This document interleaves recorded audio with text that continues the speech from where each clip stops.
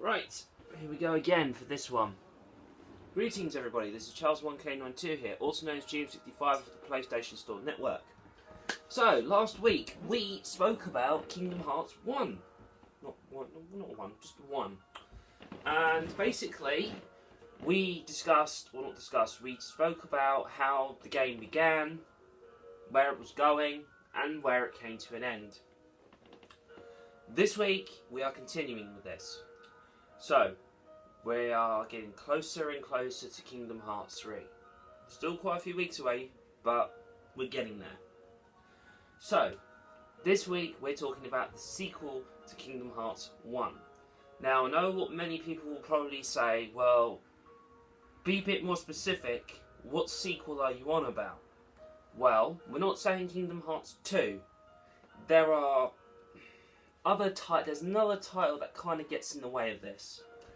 And this title is none other than Kingdom Hearts Chain of Memories.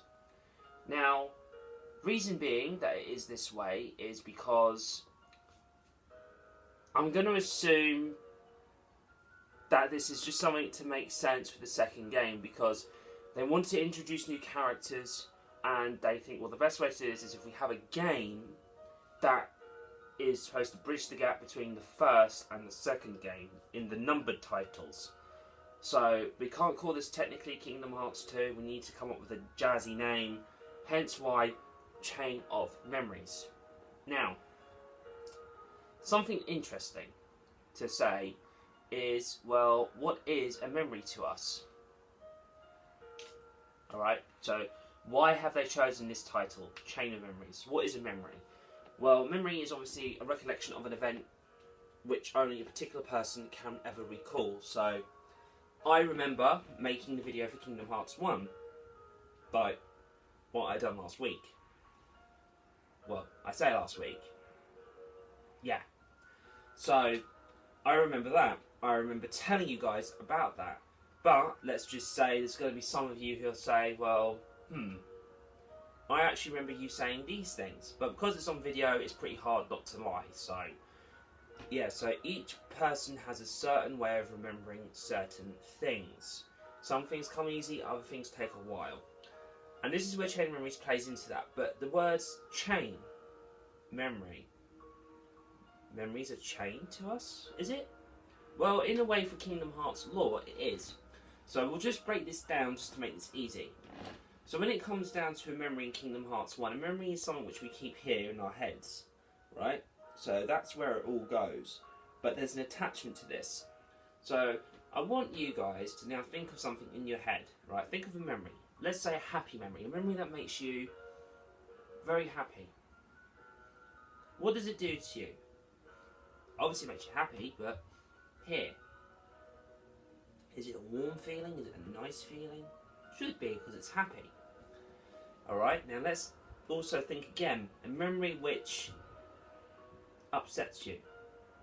Right, we all have these. We all have one somewhere. A memory that kind of will make you feel a bit upset inside.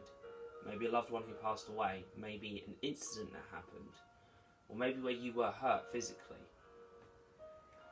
Causes pain here. Somewhere. And that's where Chain of Memories comes into this. So, there is a particular person in this game, which we'll talk about, not in great detail, but is part of the reasons why certain things happen to our main character, Sora. So without much further ado, we will jump into this Chain of Memories. Okay, so hopefully you're comfortable. I've got my tea. Let's begin. So, where does it take place? Well, it takes place somewhat immediately after the first events of the game. So once you beat Kingdom Hearts 1, you want to basically start Chain of Memories straight away. So when we start Chain of Memories, we see our three protagonists after the events of the first game, which are Sora, Donald, and Goofy. So where are they? I mean, the last time we saw them, technically, the way how I ended it, they were shutting the door. They said goodbye to Kairi because she magically appeared and she went back to Destiny Islands at the very end. Well, I will continue off. So after the three shut the door, along with Riku and Mickey, they were transported to a different place. And this place is basically an open, huge field, right? There's a path, which all three of them are taking.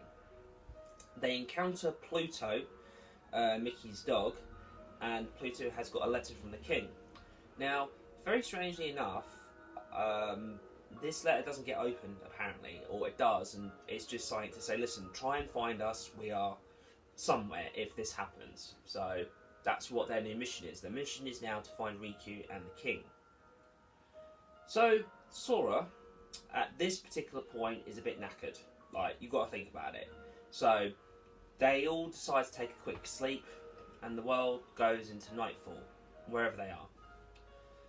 Sora doesn't go to sleep. I think he's got some problem. So he wakes up, and he has a bit of a wander. He strolls around, and a mysterious figure appears, telling him that Sora needs something, but in order to gain that something, he has to give up something in return.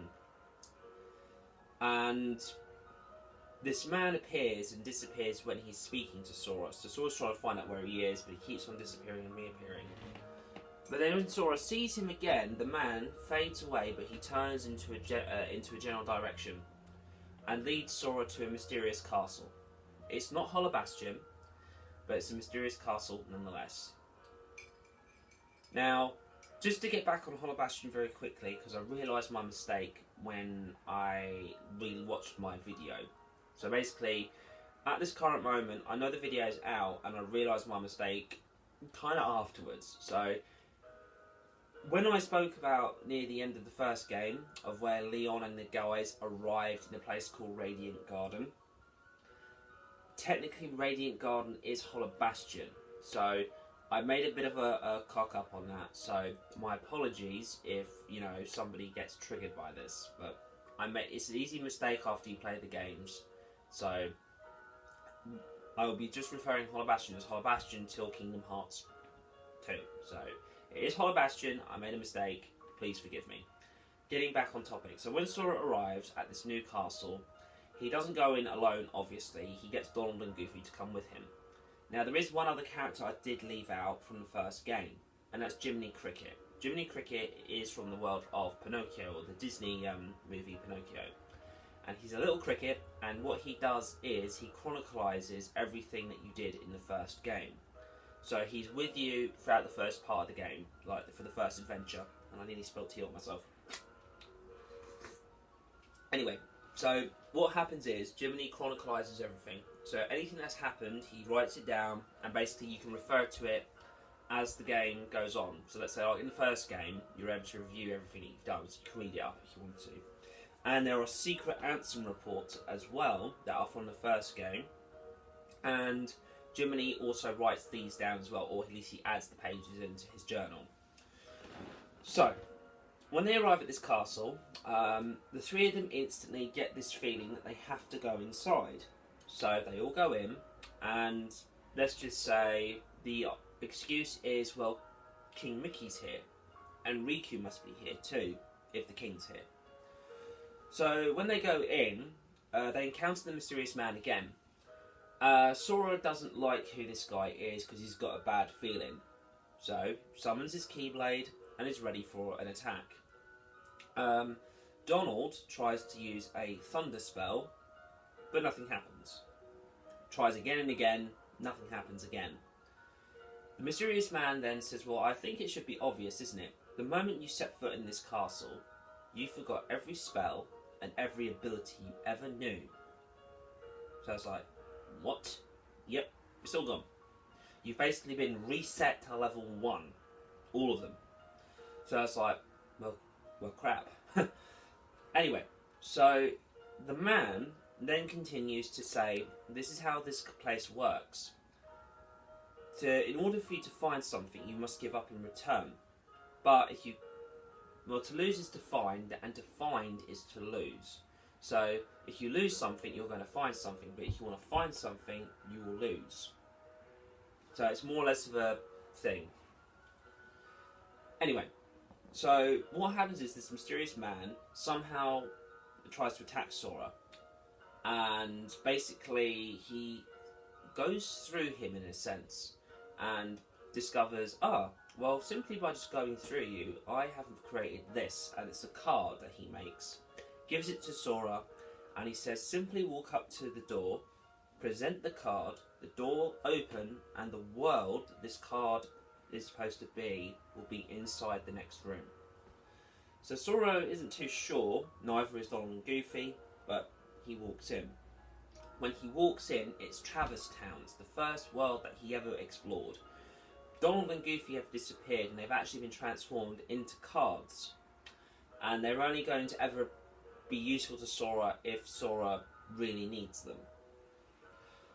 Anyway, so Sora goes through this world. He meets the Mysterious Man again, and the Mysterious Man actually helps Sora, learn how to fight. And mainly because they've eliminated the command style system, which is where you had attack, magic, items, and then any limit breakers that you had.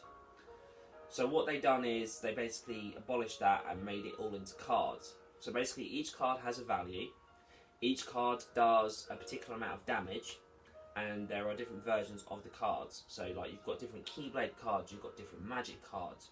You've also got a chance to combine cards. Only 3 of them I think are used, and basically you can use a unique attack if you use them. Basically it amplifies the number. So you had, let's say, 3 9 cards. You do the multiplication, the value of each card then becomes 9, 18, 27, and then you'll be able to attack. But there are 0 cards, and 0 cards can never be beaten unless you have another 0 card, I think. Maybe that's how it works. I'm not too sure. Anyway, so this mysterious person shows you how to fight. You then learn that, and as Sora goes through this world, he encounters the same people that he met from the first game, which is Leon, Goofy, Aerith, Sid. But here's the thing, they never remember Sora. They don't know him because at the time when he arrived there, they didn't know him either. So, when Sora tries to explain this, let's say, the Leon inside this version of in Traverse Town says, although I never met you, I kind of understand where you're coming from. It's very strange. And even Aerith turns around and says this to Sora privately. She says, listen, we're not really here. We're just shadows of the people who you met. So we are a memory of we're a memory within a memory in a sense. So we have our own, we can think for ourselves, we can do stuff, but beyond that, we're just shadows. We're just constantly reliving the same life again and again, in a sense. And Sora doesn't get it at first, but then kind of gets it. Anyway, so after he leaves this first part, he sees the mysterious person again, and he says to him, well, did you enjoy meeting your old friends? Sora says, yeah, it was nice seeing everybody, but it was very odd. And what happens is then, is we're introduced to another man in a black coat or a hood, and it's somebody called Axel. Axel decides to test your abilities. Now he is a very powerful being. He's able to control fire and darkness. Once you beat him, he gives you more cards that you go and explore. Now when the two, let's say, retreat, because that's what they do, once they encounter you they just go back to wherever their command centre is, because that's what I seem to think it is. And what happens is they are wanting to use Sora for something. We don't know what it is just yet, but they want to use him for something. Sora progresses further through each world that he went to in the first game. So every world besides Tarzan, Sora goes to. Each time that Sora progresses further, things are changing. His memories of how everything went in the first game is actually starting to get a little bit distorted. Now it's nothing from, let's say, from a world perspective, it's actually like, let's say, the important events. Sora does encounter Riku, but this isn't a memory of Riku, this is actually a copy of Riku. Let's just say a replica of some sorts. The Riku that was the evil kind, not the nice kind. And this was brought about by another member of these black hooded figures known as Vexen, a scientist. And he basically has this Riku attack Sora on every occasion that this Riku is allowed to. Sora then realises from another member of the Black Hooded, let's say, organisation known as Larxene, that you must be a very bad person because you don't even know why you're here. You're supposed to rescue somebody. Sora thinks it's Riku, and then Larxene says, no, it's a girl that you have to save. And Sora can't remember her name. Now, we know that the only girl that Sora ever really liked or cared about and wants to protect is Kairi.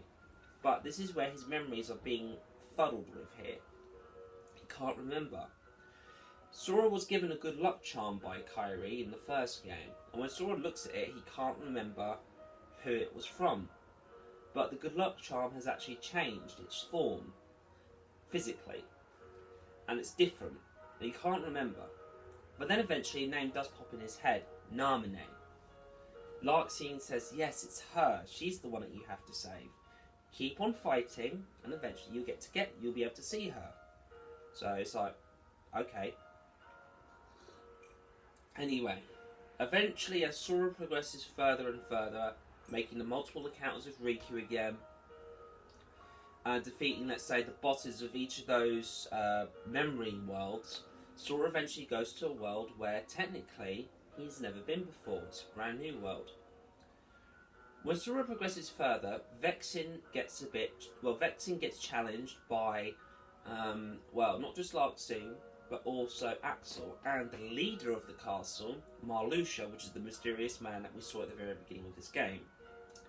He turns around and says to Vexen that, you know what, you're not really doing any good here, are you? And everything else. And Vexen says this, Vexen feeling like he's being challenged here, he says, in this organisation, I am number 4, and I will not be spoken to by somebody, and he gets a bladed weapon pointed at him from Marluxia. Marluxia then turns around and says to Vexen, true, yeah, you may be number 4, but our leader, our superior, said that I'm the overlord of this castle. Whatever I say goes. Defying me is treasonous. So Vexen then has to prove himself. He disappears. Axel then turns around and says, if Vexen's not careful, he's going to do something that he's going to regret. And Marluxia says, well, that's going to be a denouement, so it's not going to be very good. Marluxia says that, sorry. And he then turns around and says to Axel, well, I'm pretty sure that you know what the rule is, Axel. You must eliminate the traitor of the organisation, and Vexen has done something treasonous. So, go ahead and eliminate him. At this time, Vexen encounters Sora again for the last time. When Sora beats Vexen, Vexen tries to divulge certain things, but doesn't get able to do this, because Axel stops him. Axel kind of just tells him, listen, we're nothing here, we're nobodies. We have no right to be, but yet we are, whereas you can be nothing, so you're left off the hook. Vexen realises what will happen next, and begs Axel not to do it. Goodbye, snaps. And, well, Vexen is combusted. Dead. Burnt to death, literally. Sora witnesses this, physically happen, and doesn't even know who these people are, and even asks Axel. Axel says, sometimes I wonder about this myself, and he disappears. Axel is the first member of the organisation to kill Vexen. So, he kills him. He's the first member to kill one of their own.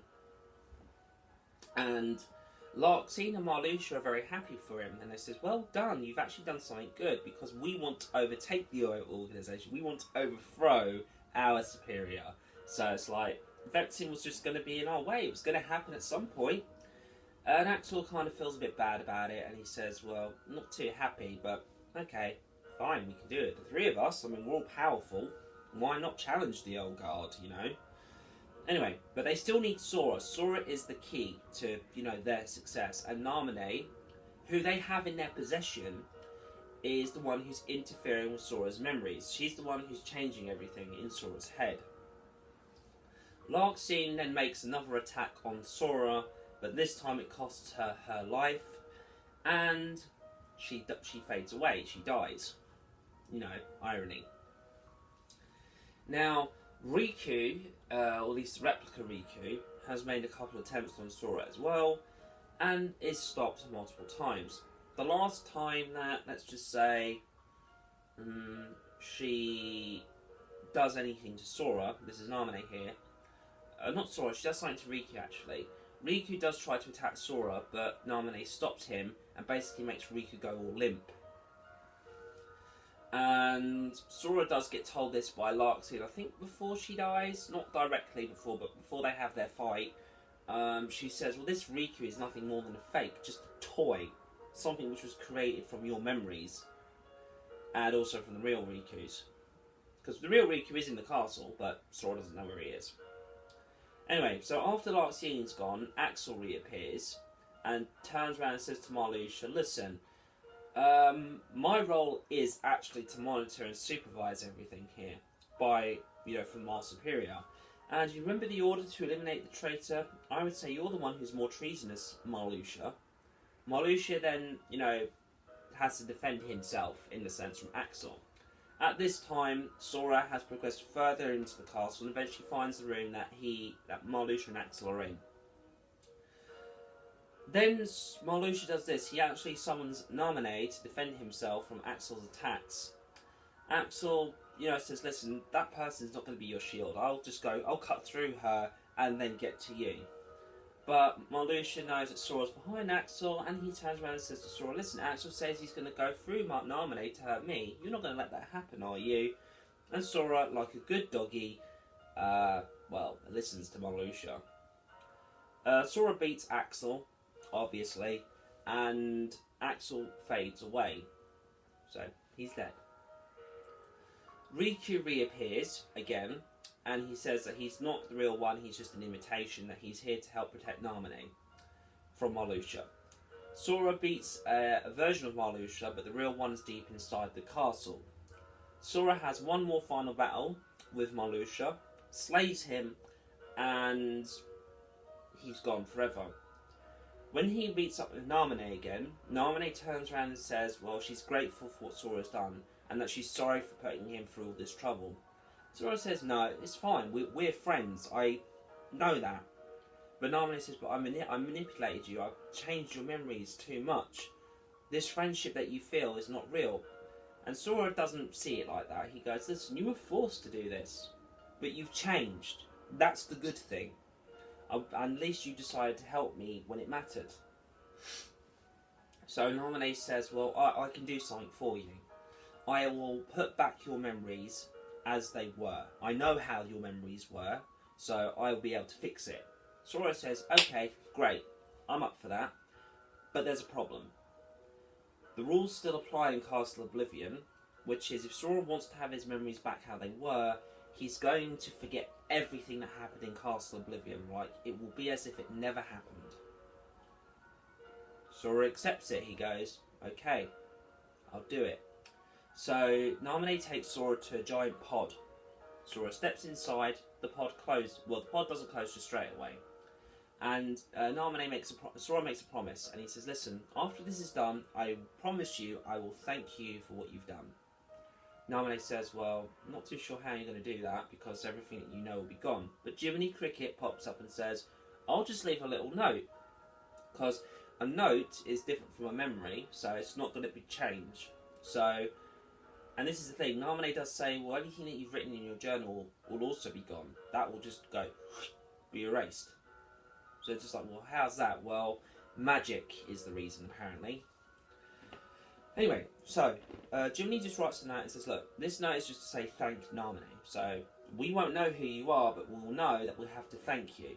That shouldn't, that shouldn't complicate it. Donald and Goofy have to go through this because their memories have also been altered.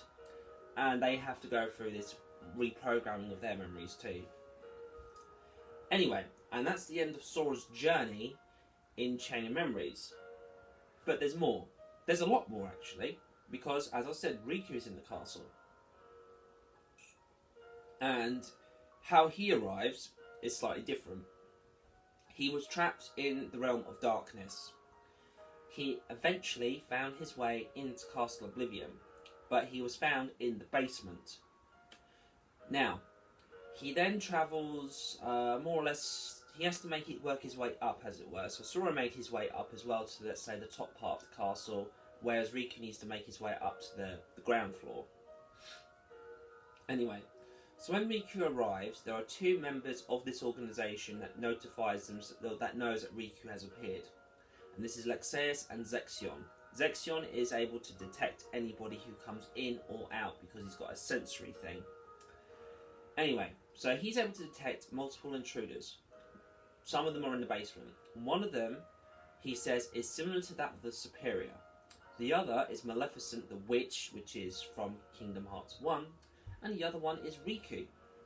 Or no, he doesn't realise it's Riku, but he will later on because he thinks it's the Superior. Riku then encounters Ansem the Seeker of Darkness, and he says, "This is a strange place that we find ourselves here. But take this, it's a card that he's made from Riku's memory, similar to how the mysterious man done it for Sora. Use this card and go ahead and explore what has happened. Go and explore the world."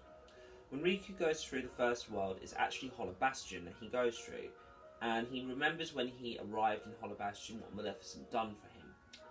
He actually faces Maleficent as a boss, defeats her, and this Maleficent was a fake. She was actually a real being, but not really real.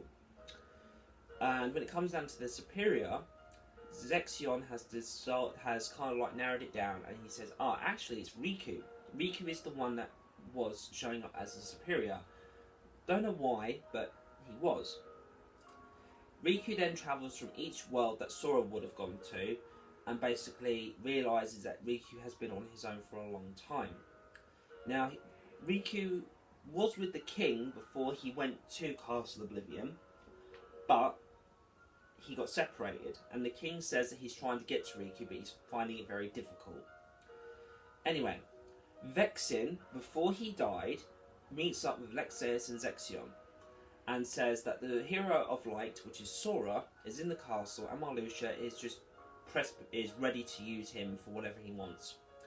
Zexion says, well, his best friend's here, Riku. It's like, well, I told him that I needed to do an experiment on Sora, and he's not being, and I don't think Sora's that worthy of a subject, but this Riku person, it does sound interesting. Let me face him. So, Vexen goes and faces Riku. Riku obviously wins the battle against Vexen, but Vexen says this, "I've gathered enough information and data on you now for me to do what I need. So thank you for participating in my experiment." Vexen disappears. And then a copy of Riku is made. Now, Vexen, at a particular point in time, does meet up with Marluxia and Larxene, along with Axel. I'm not too sure along with Axel or not, but he shows off his new creation, which is this replica Riku.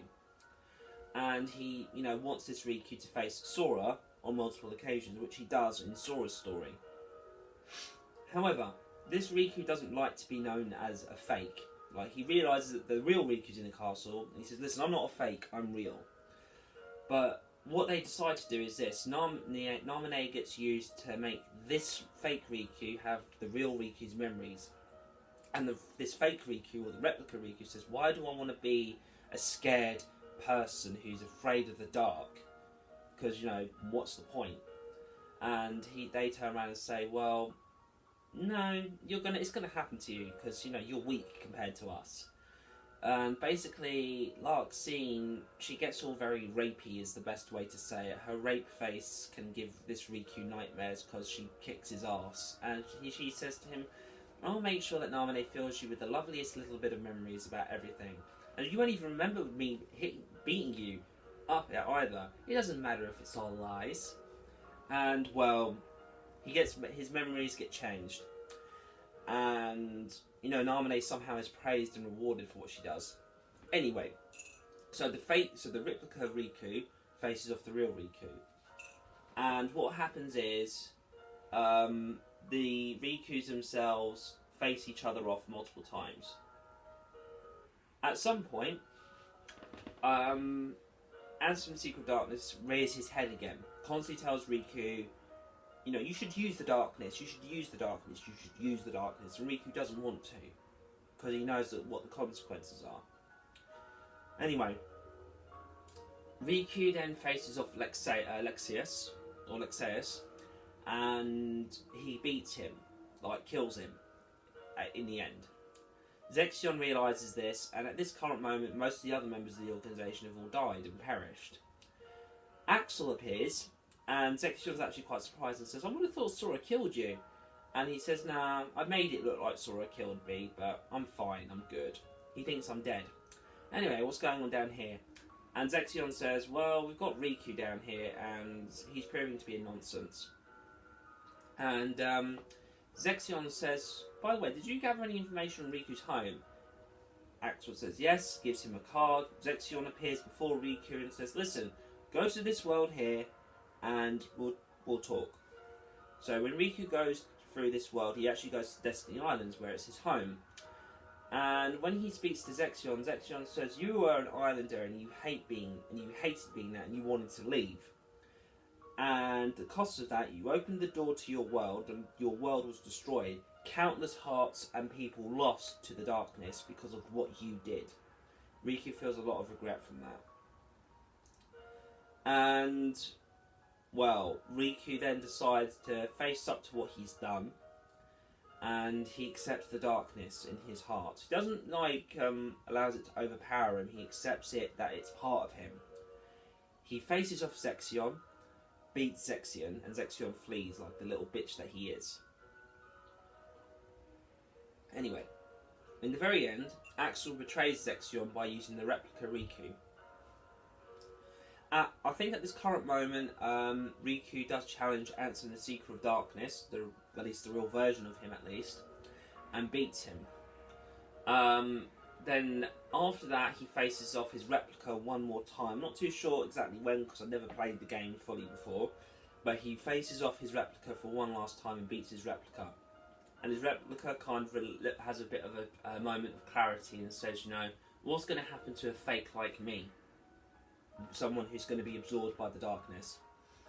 And Riku says, "I'm not too sure, but it will probably go to the same place that I will go when it happens to me."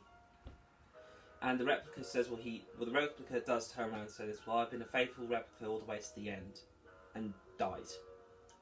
Now, at some point, Riku encounters another mysterious man known as Diz. This person named Diz is a very intelligent person, and he turns around and says to Riku that these miscreants of the organisation have caused me nothing but problems, and I would like you to help me. Riku also does meet up with King Mickey, and they basically save each other's asses. Riku does find where Sora is, and more or less sees Sora in a pod, and gets told that he's going to be fine, because he's met up with Namine. And he says, "I'm fixing Sora's memories. Diz is helping me as well. And we just need you to, we can help you as well. We've got a pod ready for you to basically seal off Ansem away from your heart." Riku says, "No, I'm going to deal with this myself. I can sort this out. Don't worry. I will have it under control," which he does. At the very end, Riku is given clothes by Diz, and it's basically the same black robes that Marluxia, Axel, Larxene, Vexen, Lexaeus, and Zexion were wearing. And the robes are made out of a very special material which can shield anybody from the eyes of darkness and other members of the organisation. So basically it's like an invisibility cloak, in a sense. It doesn't make you invisible, but it shields you from anybody who's trying to find you. Anyway, so Riku and Mickey have this, and they're travelling down the path that Sora was travelling very earlier on in the first part of the game. And he encounters Diz again. And Diz turns around and asks Riku, "Well, what path do you want to take? Do you want to take the path that takes you down towards the light? Or do you want to take the path that leads you down to darkness?" Riku looks at him, or perhaps maybe looks through him, and says, "I'm not going to take either road, I'm just going to take that middle road there." And Diz then turns around and says, "You mean the path that will lead you down to Nightfall?" Riku then replies, "No, it's the way to dawn." Or Road to Dawn, actually. And that's where Chain of Memories fully comes to an end. And that is it. So it causes a little bit of an upset in the sense, not for timeline or anything, but it causes the upset in the sense that memories can be easily manipulated by certain people. Now, this game was developed by the same people, by Square Enix, same director, same producers, and the game came out on Nintendo in, well, the Game Boy Nintendo Advance, I think in early 2004, I guess, near the end, I'm not too sure, in Japan, and then same for North America, and was released in 2005 in Europe. Not too sure when, but I know in 2005. And what happened was, it was released on there, and it caused, not an upset or anything, but it was very hard for somebody like myself to try and find out this, because back then the internet wasn't as, well, back then, very different.